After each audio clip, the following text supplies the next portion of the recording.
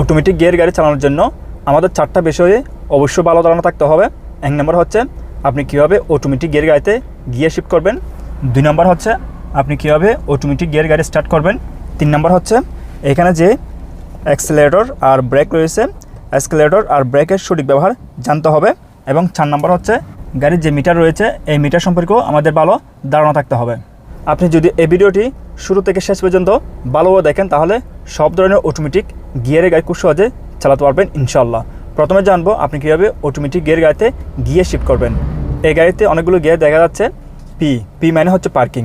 আপনি যখন গাড়ি কোথাও পার্কিং করবেন, কোথাও লং টাইমের জন্য গাড়িটি দাঁড় করাবেন, ওই সময় গিয়ার লেভার অবশ্যই পিতে রাখবেন। এরপর হচ্ছে আর মানে হচ্ছে রিভার্স গিয়ার বা ব্যাক গিয়ার। আপনি যখন গাড়ি পিছন দিকে চালাবেন ওই সময় গিয়ার লিভার আরে রাখবেন। এরপর হচ্ছে এন মানে হচ্ছে নিউট্রাল।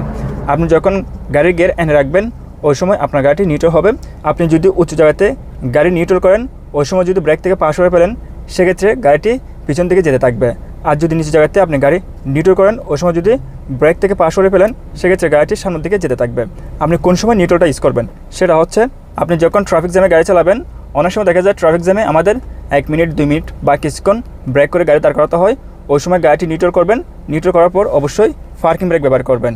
তখন আপনাকে গাড়ির গিয়ার পিতে শিফট করতে হবে না, কারণ যখন সিগন্যাল পড়বে কিংবা যখন আমাদের গাড়িটি রানিং করতে হবে ওই সময় আপনি খুব সহজেই এন থেকে ডিতে শিফট করতে পারবেন। আমরা যদি ওই সময় পিতে শিফট করি তখন দেখা যাবে আপনাকে পি থেকে আর থেকে এন থেকে ডি, অনেক লং টাইম প্রসেস আপনাকে গিয়ে শিফট করতে হবে। আবার অনেক সময় দেখা যায় আমরা কোনো দোকানের সামনে গাড়ি ব্রেক করে দাঁড় করাই কিছুক্ষণের জন্য, কম সময়ের জন্য, সেক্ষেত্রে আপনি গাড়ি নিউট্রাল করে পার্কিং ব্রেক ইউজ করতে পারেন। এরপর রয়েছে ডি মানে হচ্ছে অটো ড্রাইভ। আপনি যখনই অটোমেটিক গিয়ার গাড়ি চালাবেন অবশ্যই গিয়ার লেভার ডিতে রেখে চালাবেন। আপনি যখন গিয়ার লেভার ডিতে রেখে গাড়ি চালাবেন ওই সময় আপনার গাড়ির স্পিড অনুযায়ী গাড়ির সব গিয়ার অটোমেটিক শিফট হয়ে যাবে। সব ধরনের গাড়িতে গিয়ার থাকে। ম্যানুয়াল গিয়ারের গাড়িতে আমরা first gear, second gear, third gear এভাবে গিয়ার শিফট করি। আর যখন গাড়ির স্পিড কমে যায় তখন আমরা গিয়ার ডাউন শিফট করি। কিন্তু আপনি যখন অটোমেটিক গিয়ার গাড়ি চালাবেন গিয়ার লেভার ডিতে রেখে ওই সময় আপনার গাড়ির স্পিড যখন বাড়বে তখন অটোমেটিক গিয়ার শিফট হয়ে যাবে, উপর দিকে আপ শিফট হবে। যখন গাড়ি ব্রেক করবেন, যখন গাড়ির স্পিড কমবে ওই সময় অটোমেটিক গিয়ার ডাউন শিফট হয়ে যাবে, গিয়ার কমে যাবে। সেক্ষেত্রে আপনি যখনই অটোমেটিক গিয়ারের গাড়ি চালাবেন অবশ্যই গিয়ার লেভার ডিতে রেখে চালাবেন। এরপর শুরু হয়েছে এস মানে হচ্ছে স্পোর্ট মোডস বা এটা হচ্ছে 4 নম্বর গিয়ার। আপনি এসটা কোন সময় ইউজ করবেন সেটা হচ্ছে অনেক সময় দেখা যায় আমাদের গাড়ির স্পিড 20-30 এরকম হয়ে থাকে। আমরা যখন গিয়ার লেভার ডিতে রেখে গাড়ি চালাই তখন দেখা যাচ্ছে হঠাৎ করে কোনো একটি গাড়ি ওভারটেক করতে হচ্ছে কিংবা ইনস্ট্যান্ট আমাদের গাড়ির ইঞ্জিনে পিক আপ প্রয়োজন হচ্ছে, তখন চাইলে আপনি ডি থেকে এসে শিফট করে গাড়িটি চালাতে পারেন। এরপর হচ্ছে বি মানে হচ্ছে এটা ইঞ্জিন ব্রেকিং কিংবা লো গিয়ার। এটা আপনি কোন সময় ইউজ করবেন সেটা হচ্ছে আপনি যখন ডাউন হিল কিংবা আপ হিল, যখন উঁচু নিচু জায়গাতে গাড়ি চালাবেন, বিশেষ করে যে রাস্তাগুলো অনেক বেশি উঁচু হয়ে থাকে অথবা অনেক বেশি নিচু হয়ে থাকে ওই ধরনের রাস্তায় আপনি গিয়ার লেভার বিতে রাখতে পারেন। এটা হচ্ছে ফার্স্ট গিয়ার, লো গিয়ার। আপনার গাড়ির যখনই বেশি শক্তি প্রয়োজন হবে ওই সময় অবশ্যই আপনি গিয়ার লেভার বিতে ইউজ করতে পারেন। এই যে ডির পাশে এস বি এগুলো হচ্ছে অপশনাল, এগুলো তেমন একটা ইউজ করা হয় না। আবার অনেকগুলো গাড়ি রয়েছে যে গাড়িগুলোতে দেখা যায় ডির পাশে এম থাকে, এম এর উপর নিচে প্লাস মাইনাস থাকে। ডির পাশে যদি এম থাকে, এম মানে হচ্ছে ম্যানুয়াল এবং প্লাস মানে হচ্ছে গিয়ার আপ শিফট আর মাইনাস মানে হচ্ছে গিয়ার ডাউন শিফট। আপনি গিয়ার ডি থেকে এম এনে ম্যানুয়ালভাবে গিয়ার শিফট করতে পারবেন অটোমেটিক গিয়ারের গাড়িতে।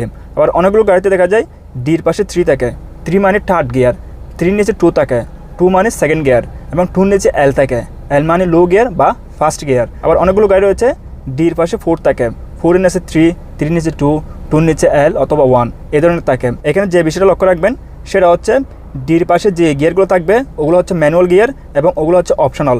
প্রয়োজন না হলে ওই গিয়ারগুলো ব্যবহার করার কোনো প্রয়োজন নেই। আপনি সব ধরনের অটোমেটিক গিয়ার গাড়িতে এই 4টা গিয়ার দেখতে পাবেন, PRND। সব ধরনের অটোমেটিক গিয়ার গাড়িতে অবশ্যই এই 4টা গিয়ার থাকতে হবে। আপনি একজন নতুন ড্রাইভার হিসেবে আপনার এই 4টি গিয়ারের সঠিক ব্যবহার জানতে হবে। আশা করি আমরা বুঝতে পারছেন এই গিয়ারগুলো কীভাবে ব্যবহার করবেন।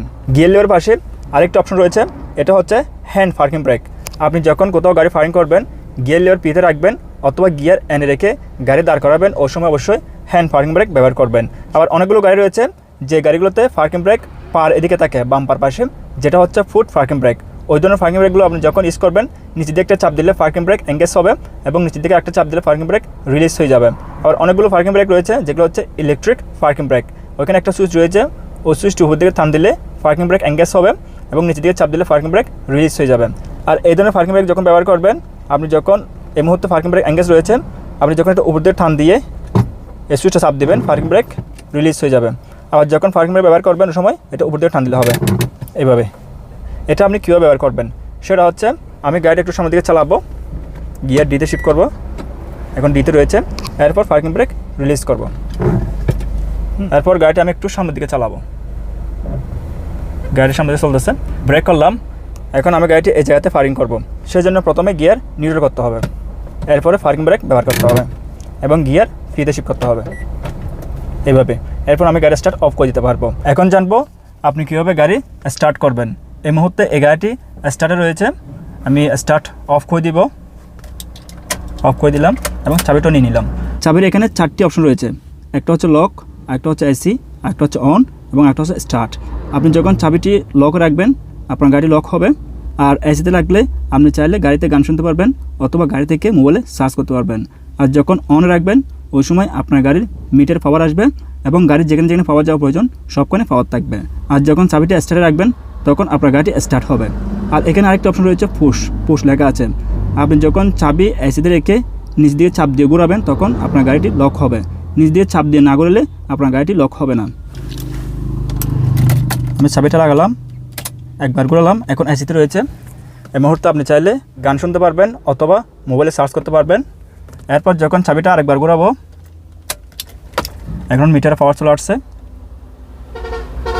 এবং যেখানে যেখানে পাওয়ার যাওয়া প্রয়োজন সবখানে পাওয়ার রয়েছে। এরপর যখন চাবিটা আরেকবার ঘোরাবো গাড়ি স্টার্ট হয়ে যাবে, গাড়ি স্টার্ট হয়ে গেছে। এরপর যখন গাড়ি স্টার্ট অফ করব এভাবে একবার ঘোরালে স্টার্ট অফ এবং নিচে দিয়ে চাপ দিয়ে আরেকবার ঘোরালে গাড়িটি লক হয়ে যাবে এইভাবে। এখন গাড়িটি লক হয়ে গেছে। এই গাড়িটি তেল এবং গ্যাসে চলে। যে গাড়িগুলো তেল এবং গ্যাসে চলে ওই ধরনের গাড়িগুলো যখন স্টার্ট করবেন, স্টার্ট করার সাথে সাথে আপনাকে অবশ্যই দিকে যে এক্সেলারেটর রয়েছে এক্সেলারেটরে চাপ দিতে হবে, না হয় আপনার গাড়িটি তেলে থেকে যাবে। এই যে এইভাবে। এখন কিন্তু কি এখানে দাগ দেখতে পাচ্ছেন, এই মুহূর্তে এই গাড়িটি গ্যাসে চলতেছে। স্টার্ট অফ করে দিচ্ছি। আমি এক্সেলারেটর চাপ না দিলে কী সমস্যাটা হয় সেটা লক্ষ্য করুন।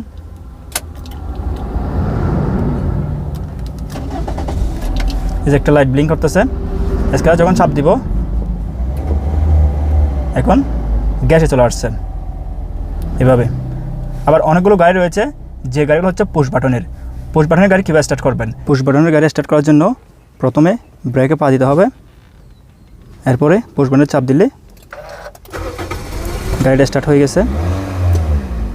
এরপর যখন গাড়ি স্টার্ট অফ করবেন তখন এই পুশ বাটনটা আরেকবার চাপ দিলে এই যে স্টার্ট অফ হয়ে গেছে। আর যদি আপনি ব্রেকে পা না দিয়ে এই বাটনটা একবার চাপ দেন, এখন এখানে পাওয়ার আসছে মাল্টিপ্লেয়ারে, আপনি চাইলে মোবাইলে চার্জ করতে পারবেন অথবা গান শুনতে পারবেন। এবং পুশ বাটনে যখন আরেকবার চাপ দিবেন এখন গাড়ির মিটার পাওয়ার চলে আসছে এবং যেখানে যেখানে পাওয়ার যাওয়া প্রয়োজন সবখানে পাওয়ার রয়েছে। পুশ বাটনে যখন আরেকবার চাপ দিবেন এখন গাড়ির সব পাওয়ার অফ হয়ে গেছে, এখন মিটারে পাওয়ার চলে আসছে। এই মুহূর্তে যদি আমি ব্রেকে চাপ দিই গ্রিন লাইট, এখন চাপ দিলে স্টার্ট হবে, স্টার্ট হয়ে গেছে। এখন জানবো অটোমেটিক গিয়ার গাড়িতে কীভাবে অ্যাক্সেলেটরের ব্যবহার করবেন এবং কীভাবে ব্রেকের ব্যবহার করবেন। সেটা হচ্ছে আপনি যখন গাড়ি স্টার্ট করবেন যে গাড়িগুলো চাবি দিয়ে স্টার্ট করতে হয় ওই গাড়িগুলো স্টার্ট করার সময় আপনাকে ব্রেকে পা দিতে হচ্ছে না, ব্রেকে পা দিতে হবে না। আর যখন গাড়ি গিয়ার শিফট করবেন ওই সময় প্রথমে ব্রেকে পা দিবেন। এরপরে আপনি যদি গাড়ির পিছন দিকে চালান গিয়ার আর শিফট করবেন, আর যদি সামনের দিকে চালান গিয়ার ডিতে শিফট করবেন। মনে করেন আমি সামনের দিকে গাড়ি চালাবো, গিয়ার ডিতে শিফট করলাম। এরপর যখন আমি এখানে যে ব্রেক রয়েছে ব্রেক থেকে পাটা সরে ফেলবো তখন গাড়িটি অটোমেটিক আস্তে আস্তে চলতে থাকবে। অটোমেটিক গাড়ির স্পিড প্রায় 10 থেকে 20 পর্যন্ত হতে পারে। আর যখন আপনি এক্সেলারেটরে চাপ দেবেন আস্তে আস্তে গাড়ির স্পিড বাড়তেই থাকবে। আপনি এখানে যত জোরে চাপ দেবেন গাড়ির স্পিড ততই বাড়তে থাকবে। আর আপনি যখন গাড়ির স্পিড কমাবেন ব্রেকে চাপ দেবেন, যখন ব্রেকে চাপ দেবেন আপনার গাড়ির স্পিড কমে যাবে এবং আপনার গাড়িটি ব্রেক হয়ে যাবে। আর অনেক সময় দেখা যায় আমরা এক্সেলারেটরে চাপ দিয়ে গাড়ি চালাচ্ছি, প্রায় আমাদের গাড়ির স্পিড 100 হয়ে গেছে, ওই সময় মনে হচ্ছে আপনার গাড়ির কন্ট্রোল আপনি হারিয়ে ফেলতেছেন। সেক্ষেত্রে এক্সেলারেটর থেকে পা সরে ফেললে অটোমেটিক আপনার গাড়ির স্পিড আস্তে আস্তে কমতে থাকবে। আর যদি ব্রেকে চাপ দেন তাহলে খুব দ্রুতই আপনার গাড়ির স্পিড কমে যাবে। আপনি এভাবে এক্সেলারেটর আর ব্রেকের ব্যবহার করতে পারবেন। এবং এক্সেলারেটর আর ব্রেক আপনাকে অবশ্যই ডান পা দিয়ে কন্ট্রোল করতে হবে, এক পা দিয়ে, এবং এই পাশে বাম পার কোনো কাজ নেই, শুধুমাত্র ডান পা দিয়ে অটোমেটিক গিয়ার গাড়ি চালাতে হয়। গাড়ি চালানোর সময় গাড়ির মিটারের যে বিষয়গুলো আপনার জানা প্রয়োজন, এটা হচ্ছে স্পিডোমিটার, আপনি কত স্পিডে গাড়ি চালাচ্ছেন সেটা এই মিটারে শো করে, এবং এই পাশে এটা হচ্ছে ফুয়েল গ্যাস বা তেলের মিটার, আপনার গাড়িতে কতটুকু তেল রয়েছে সেটা এই মিটার শো করে। এই মুহূর্তে তেল একদম কম, লোতে। এ পাশে যে মিটারটা রয়েছে এটা খুবই গুরুত্বপূর্ণ একটা মিটার, এটা হচ্ছে ইঞ্জিন টেম্পারেচার মিটার। আপনি যখন গাড়ি চালাবেন ওই সময় যদি এই কাঁটাটি এইচের কাছাকাছি চলে আসে, অবশ্যই স্টার্ট বন্ধ করে আপনার গাড়ির ইঞ্জিন চেক করবেন। অনেক সময় দেখা যায় রেডিয়েটরের পানি শুকিয়ে যাওয়ার কারণে গাড়ির ইঞ্জিন ওভারহিট হয়ে যায়। সেক্ষেত্রে ওভারহিট হয়ে যদি গাড়ি স্টার্ট অফ হয়ে যায় তখন আপনার গাড়ির ইঞ্জিনে অনেক বড় ধরনের সমস্যা হতে পারে। তাই আপনি যখন গাড়ি চালাবেন সবসময় এই মিটারটি লক্ষ্য রাখবেন। যদি এই কাঁটাটি মাঝখানে থাকে তাহলে সমস্যা নেই, যদি এসের কাছাকাছি চলে আসে তাহলে অবশ্যই গাড়ি স্টার্ট বন্ধ করে গাড়ির ইঞ্জিন চেক করবেন। এরপর এখানে আরও অনেকগুলো অপশন রয়েছে, এটা হচ্ছে টাইম, আর এখানে গিয়ার ইন্ডিকেটর রয়েছে। এই মুহূর্তে গাড়িটি পিতে রয়েছে, আপনি যখন gear P R N D এভাবে শিফট করবেন তখন এখানে শো করবে। যেহেতু এই মুহূর্তে গাড়ির গিয়ার পিতে রয়েছে, এখন আমি আর শিফট করবো, এখন আর এন ডি এস বি এভাবে আপনি এখানে দেখতে পাবেন আপনার গাড়ির গিয়ার কোন অপশন রয়েছে সেটা। এর পাশে আরেকটি মিটার রয়েছে, এটা হচ্ছে ট্রিম মিটার। আপনি ট্রিম মিটার এখানে একটা সুইচ রয়েছে, এটা চাপ দিলে এখন ওডোমিটার। ওডোমিটার মানে হচ্ছে আপনার গাড়িটি সর্বমোট কত কিলোমিটার চলেছে। এই গাড়িটি সর্বমোট 1,19,003 কিলোমিটার চলেছে।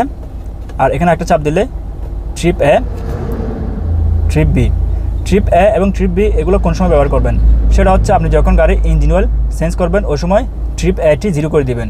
ট্রিপ এ কীভাবে 0 করবেন সেটা হচ্ছে এই মুহূর্তে ট্রিপ বিতে রয়েছে, আমি ট্রিপ এটা 0 করে দিচ্ছি। এটা চেপে ধরলে 3 সেকেন্ড অটোমেটিক ট্রিপ এ বা ট্রিপ বি যেখানে রাখেন ওটা 0 হয়ে যাবে।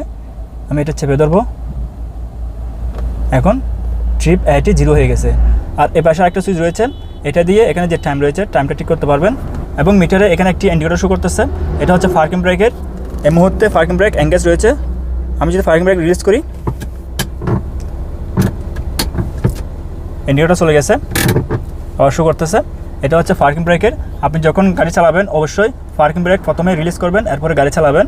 যদি গাড়ি চালানোর সময় এরকম শো করে তাহলে বুঝতে পারবেন আপনার গাড়ির পার্কিং ব্রেক এঙ্গেজ রয়েছে। আপনি যখন অটোমেটিক গিয়ার গাড়ি স্টার্ট করবেন ওই সময় গিয়ার লিভার অবশ্যই পিতে অথবা এনে থাকতে হবে। যদি কখনো রানিংয়ে গিয়ার লিভার ডিতে থাকা অবস্থায় আপনার গাড়ি স্টার্ট অফ হয়ে যায়, সেক্ষেত্রে আপনি যখন গাড়ি স্টার্ট করতে চাবেন তখন স্টার্ট হবে না। আপনি যদি আর এস বি বা পি এবং এন ছাড়া আর বাকি যে গিয়ারগুলো রয়েছে ওইখানে রেখে যদি স্টার্ট অফ করেন তখন কিন্তু আপনি গাড়ি আর স্টার্ট করতে পারবেন না। আপনি যখনই অটোমেটিক গিয়ার গাড়ি স্টার্ট করবেন অবশ্যই গিয়ার লিভার পিতে অথবা এনে থাকতে হবে। এখন আপনাদেরকে প্র্যাকটিক্যালি দেখাবো আপনি কীভাবে অটোমেটিক গিয়ার গাড়ি স্টার্ট করে চালাবেন। প্রথম আমি গাড়িটা স্টার্ট করব,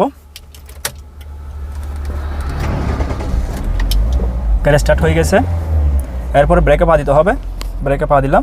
আমি প্রথমে গাড়ির সামনের দিকে নিয়ে যাব, সেজন্য প্রথমে গিয়ার ডিতে শিফট করব, এরপর পার্কিং ব্রেক রিলিজ করতে হবে।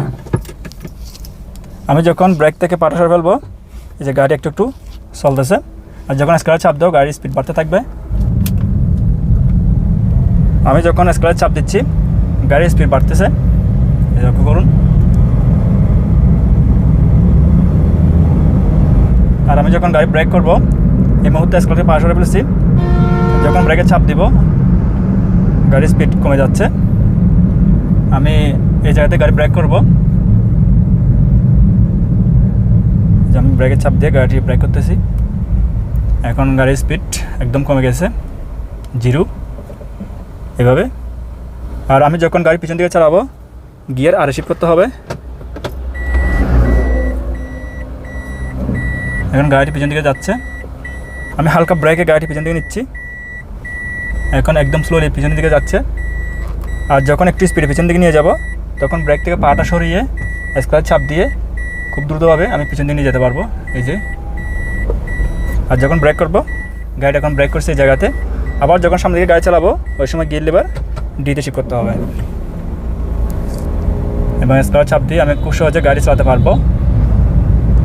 এখন যদি আমি রানিংয়ে ডি থেকে এসে শিফট করি, এখন এস, আর যখন স্ক্রাচ চাপ দিব এখন গাড়ির স্পিড বেড়ে গেছে, হালকা চাপ দিচ্ছে স্ক্রাচে, গাড়ি খুব দ্রুত হয়ে রান হচ্ছে। তার মানে এই মুহূর্তে গাড়িটি স্মুথ মোডসে রয়েছে, এখানে আপনারা দেখতে পাচ্ছেন এস।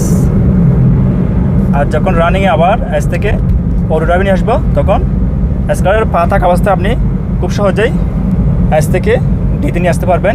এখন আমি এস থেকে ডিতে নিয়ে আসবো, এখন ডিতে চলে আসছে অটো ড্রাইভে, আবার চালাচ্ছি।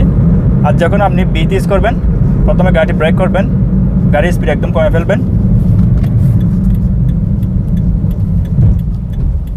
গাড়ি স্পিড কমানোর পর গাড়ি ব্রেক করার পর আপনি বি গিয়ারটা ইউজ করবেন, যেহেতু এটা লো গিয়ার। আমি গাড়িটি এই জায়গাতে ব্রেক করলাম, এরপর গিয়ার বিতে শিফট করব, প্রথমে এস এরপর বি। এরপর যখন আমি স্ক্রাচ চাপ দিব, গাড়িটি আস্তে আস্তে চলতে থাকবে। গাড়ি চলতেছে। এখন কিন্তু কি হাই স্পিডে গাড়ি চালানো যাবে না, কারণ এটা হচ্ছে লো গিয়ার। এখন দেখি গাড়ির ইঞ্জিন অনেক বেশি শব্দ করতেছে, সেই হিসেবে গাড়িটি রানিং হচ্ছে না। সো আমি রানিংয়ে চাইলে বি থেকে অটো ড্রাইভ নিয়ে আসতে পারবো, এস অটো ড্রাইভ। এখন অটো ড্রাইভে চলে আসছে। এভাবে আপনি খুব সহজেই অটো ড্রাইভে রেখে সারাদিন গাড়ি চালাতে পারবেন, সেক্ষেত্রে আপনার গাড়ি কোনো সমস্যা হবে না। আমি গাড়ির সামনে ফায়ারিং করব এই জায়গাতে, সেই জন্য গাড়ি ব্রেক করলাম এখানে। এরপর গিয়ার নিউট্রাল করতে হবে এবং পার্কিং ব্রেক ব্যবহার করতে হবে। আবার গিয়ার পিতে শিফট করতে হবে। যেহেতু এসি চলতেছে, এসি অফ করে দিতে হবে। এসি অফ করলাম, এরপর গাড়ি স্টার্ট অফ করে দিতে হবে। স্টার্ট অফ, গাড়িটি লক হয়ে গেছে। এরপর আপনি গাড়ি থেকে বের হয়ে আপনার গাড়িটি লক করে দিতে পারবেন। এখানে দুটো অপশন রয়েছে, এটা হচ্ছে আনলক, এটা হচ্ছে লক, লক আনলক।